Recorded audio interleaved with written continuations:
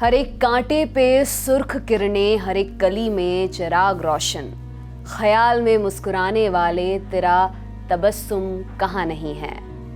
आज बात होगी उस शायर की जिससे पंडित नेहरू को माफ़ी मांगनी पड़ी, जिसे इंदिरा गांधी ने जब शाम की चाय पर बुलाया तो शर्त रख दी कि वहाँ तुम्हारे बाप मौजूद होंगे और मैं उनसे मिलना नहीं चाहता। आज बात सबसे गर्म मिजाज शायर जोश मलिहाबादी की। नमस्कार, मेरा नाम दिव्यांशी सुमराव है। आप देख रहे हैं किताबों से जुड़ा हमारा डेली शो किताबी बातें, और इसी सिलसिले में आज की हमारी किताब है जोश मलिहाबादी की आत्मकथा यादों की बारात, जिसे एक सुंदर से खूब सारे कलर वाले कवर के साथ छापा है राजपाल प्रकाशन ने। जोश ने अपनी आत्मकथा 6 साल में जाकर पूरी की। इसकी भी एक रोचक दास्तां है। पहला ड्राफ्ट लिखा तो उसे रद्दी की टोकरी में डाल दिया, दूसरा ड्राफ्ट लिखा तो उस पर भी लकीर खींच दी, फिर 1.5-2 बरस लगाकर 900 पन्नों का तीसरा ड्राफ्ट तैयार किया और 3000 रुपए में उसकी किताबत भी पूरी करा ली। लेकिन बकौल जोश जब उस पर एक गहरी नजर डाली तो भी कुछ कमी सी लगा जैसे किसी आदमी ने सुबह बेदार होकर रात के ख्वाब को इस खौफ से जल्दी जल्दी उल्टा सीधा लिख मारा है कि वहीं भूल ना जाए। इस तरह वो भी खारिज हुआ और फिर बना ये चौथा ड्राफ्ट जो एक आत्मकथा की शक्ल में फाइनली हमारे सामने है। तो आइए किस्सा गोई शुरू करते हैं। जोश ने पंडित नेहरू के बारे में दिलचस्प ब्यौरे पेश किए हैं। अब जोश ठहरे शायर मिजाज आदमी तो नेहरू के अध्याय में इंट्रोड्यूस करते हुए लिखते हैं कि वो शरीरधारियों की दुनिया के ऐसे सजीव ताजमहल थे जिसे शाम अवध की लालिमा और सुबह बनारस की उषा ने इलाहाबाद के अर्थपूर्ण संगम पर छेनियों से तराश कर तामीर किया था। दरअसल जोश और नेहरू बचपन से ही अच्छे दोस्त रहे थे। दोनों परिवारों का भी एक दूसरे के यहाँ आना जाना था। जोश बताते हैं कि एक बार जब उन्हें पता चला कि पंडित नेहरू कुंभ के मेले में शरीक होने इलाहाबाद गए तो उन्हें बहुत गुस्सा आया। दरअसल जोश धार्मिक रीति रिवाजों में कुछ कम यकीन रखते थे, तो हुआ ये कि गुस्से में नेहरू के पास गए और बोले, इत्तू ब्रूटस।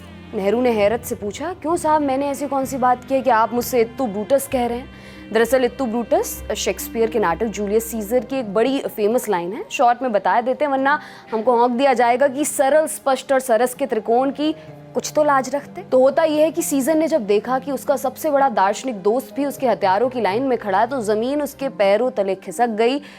हैरत में आकर उसने इत्तू ब्रूटस कहा और अपनी तलवार फेंक दी, ये सोचकर कि जब मेरा खास दोस्त भी मेरे खिलाफ हो गया है तो जरूर मुझ में कोई ऐसा दोष होगा जो मेरे देश को नुकसान पहुंचा सकता है। उसने कत्ल हो जाने के लिए गर्दन झुका दी। Back to basics. तो नेहरू ने सवाल पूछा है और फिर जोश का जोशीला जवाब आया कि पंडित जी, आप तो बहुत बढ़ चढ़ कर ये दावा किया करते थे कि दुनिया के किसी मजहब से मेरा कोई ताल्लुक नहीं है, और इसके बावजूद सुनता हूँ कि आप वहम के शोले को हवा देने की खातिर इलाहाबाद तशरीफ ले गए थे। नेहरू बोले, अगर मैं वहाँ पुजारी की हैसियत से जाता तो आपको ये हक था कि मुझ पर एतराज़ करते, लेकिन मैं तो वहाँ पब्लिक माइंड के अध्ययन के लिए गया था। जोश ने आखिरी दाव खेलते हुए कहा, जी नहीं, आप वहाँ गए थे अपने वोटों की खातिर, लोगों को प्रभावित करने के लिए। नेहरू जवाब देने के लिए होठ हिला ही रहे थे कि वहाँ नेहरू के अजीज दोस्त कैलाश नाथ काटजू आ गए और ये बात आई गई हो गई। नेहरू को एक बार जोश से माफ़ी भी मांगनी पड़ी थी। तो किस्सा कुछ यूँ था कि एक पत्रिका के लिए उन्होंने नेहरू को एक पैगाम भेजने के लिए विनती की। नेहरू ने ऐसा कर दिया। अब क्योंकि जोश ने लिखा था कि जल्द पैगाम भेजेगा तो पंडित नेहरू ने खत का जवाब अपने हाथ से लिखने के बजाय अपने सेक्रेटरी से लिखवाया। ये बात जोश को खटक गई और उन्होंने बाकायदा खत लिखकर इसके लिए नेहरू से कहा कि आपको मेरे साथ ऐसा बर्ताव नहीं करना चाहिए था। खत नेहरू के पास पहुंचा। उन्होंने जोश की शिकायत पर खुद अपने हाथ से लिखकर जवाबी खत भेजा कि अधिक व्यस्तता की वजह से वो सेक्रेटरी से खत लिखवाने पर मजबूर हो गए थे। नेहरू ने साथ में लिखा, आप मेरी इस गलती को माफ़ करें। जोश साहब थोड़े गरम मिजाज आदमी थे ही, तो हुआ ये कि एक मर्तबा जब वो गर्मियों की छुट्टियां मनाने के लिए शिमला गए थे तो कुछ दिनों के बाद उन्हें मालूम हुआ कि पंडित नेहरू भी वहीं पर हैं। उन्हें फ़ोन घुमाया और फ़ोन उठाया एक सेक्रेटरी ने। जोश ने कहा कि जवाहरलाल से बात करवाइए। अब सेक्रेटरी का हिंदी में हाथ कुछ तंग था तो नोकझोंक हो गई। बकौल जोश सेक्रेटरी ने उनसे कहा कि नेहरू ने फरमाया है कि वो यहाँ केवल छुट्टियाँ मनाने आए हैं, मिलना है तो दिल्ली में मिलो। इतना सुनना था कि जोश भड़क गए। उन्होंने गुस्से भरा एक खत नेहरू के नाम भेज दिया। उसकी भाषा इतनी कठोर थी कि खुद जोश कहते हैं कि अगर उस किस्म का खत किसी थानेदार को लिख भेजता तो वो भी उन्हें तमाम उम्र माफ़ ना करता। अब दूसरे दिन नेहरू की बेटी इंदिरा गांधी का फ़ोन आया और उन्होंने जोश को शाम में 3 बजे चाय पर आने का न्योता दिया।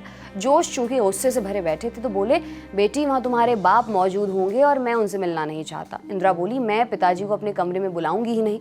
जोश आने को राजी हो गए। फिर हुई एक हैप्पी एंडिंग। जैसे ही जोश इंदिरा के कमरे की तरफ बढ़ने लगे, नेहरू ने पीछे से उन्हें हाथ पकड़कर खींचा, उन्हें कमरे में ले गए। कुछ देर मनोहार की, सेक्रेटरी को लताड़ा कि जब मैंने ऐसा कहा ही नहीं था तो तुमने जोश साहब से ऐसी बात क्यों कही, और अफसर का ट्रांसफ़र कर दिया। जोश लिखते हैं कि नेहरू का ये बर्ताव देखकर मैं पानी पानी हो गया और उनकी बेमिसाल रवादारी और शराफत की निगाह करके मैं उन्हें गले लगाकर रोने लगा। जोश मलिहाबादी बंटवारे के बाद पाकिस्तान चले गए। नेहरू इससे दुखी थे। हालांकि जब जोश एक दफ़ा हिंदुस्तान आए और उन्होंने नेहरू को दावत दी तो दोस्ती का अहद था। नेहरू गए, खाना खाया और 2 घंटे से ज़्यादा वक्त बिताया, बैठे बातचीत की। हमने किताबी बातें में आज आपको सुनाए जोश मलिहाबादी के कुछ किस्से। अब चला चली की इस वेला में बीते हुए दिनों पर एक खूबसूरत नज़्म के साथ विदा लेते हैं। क्या हाल कहें उस मौसम का जब जिन्स जवानी सस्ती थी, जिस फूल को चूमो खुलता था, जिस शय को देखो हंसती थी। जीना सच्चा जीना था, हस्ती यैन हस्ती थी, अफसाना जादू अफसू था, गफलत नींदे मस्ती थी। उन बीते दिनों की बात है ये जब दिल की बस्ती बस्ती थी, गफलत नींदे हंसती थी। आंखें क्या पैमाने थे, हर रोज़ जवानी बिकती थी, हर शामों सहर बयाने थे, हर खार में एक बुतखाना था, हर फूल में 100 मैखाने थे। काली काली जुल्फ़ें थीं, गोरे गोरे शाने थे। उन बीते दिनों की बात है ये जब दिल की बस्ती बस्ती थी, गोरे गोरे शाने थे, हल्की फुल्की बाहें थीं, हर गाम पे खलवत खाने थे, हर मोड़ पे इशरत गाहें थीं। तो ज्ञान खुशी के आंसू थे, तकमील तरब की आहें थीं, इश्वे चुहले गमज़े थे, पलती खुशियाँ चाही थीं। उन बीते दिनों की बात है ये जब दिल की बस्ती बस्ती थी। तो किताबी बातें में आज के लिए फ़िलहाल इतना ही। आपके लिए किताबी बातें लिखते हैं हमारे साथी दीपक टेंगुरिया। किताबी बातें सोमवार से शुक्रवार रोज़ सुबह 8 बजे आता है। देखते रहिए दी लल्लन टॉप। बहुत बहुत शुक्रिया।